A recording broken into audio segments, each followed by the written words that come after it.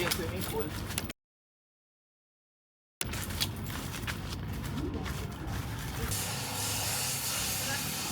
Ito, for example, dito.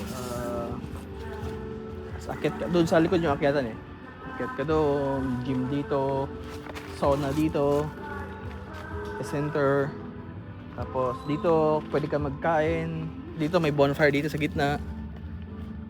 Diyan mismo. Dito yun na yung pool eh. Bababa ka lang dito, tas pool na yun. Pag ganun. Tapos pwede ka mag-private dinner doon sa may ano na yun. Sa harap.